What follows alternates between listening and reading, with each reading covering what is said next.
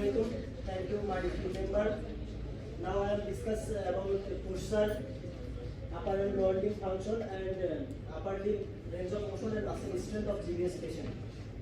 Patient যখন হচ্ছে sitting পোস্টারে ছিল তাকে আমরা দেখছিলাম হচ্ছে যে তার ফিটটা ফ্ল্যাট অন গ্রাউন্ড গ্রাউন্ডের ফ্ল্যাট ছিল এবং তার অ্যাঙ্কেলটা যখন আমরা দেখছিলাম অ্যাঙ্কেলটা ছিল হচ্ছে স্লাইডলি প্লান্টার প্লেক্স।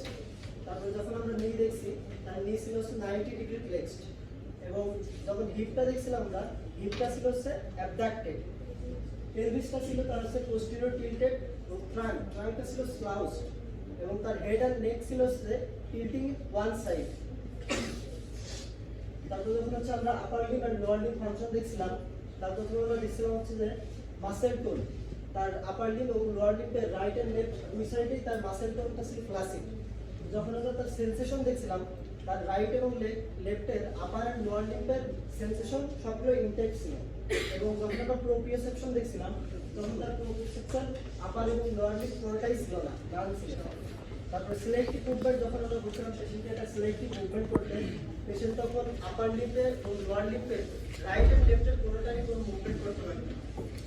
এবং কোঅর্ডিনেশন যেটা ছিল সেটা হচ্ছে তার সবগুলাই আপার এন্ড লোয়ারের রাইট এবং লেফটে ইম্পেয়ার্ড ছিল।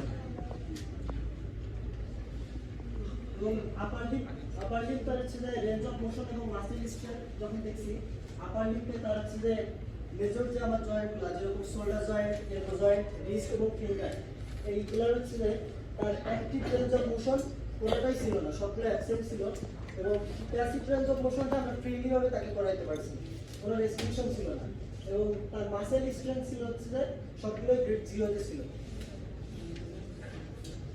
Now next topic will be presented by my other team member.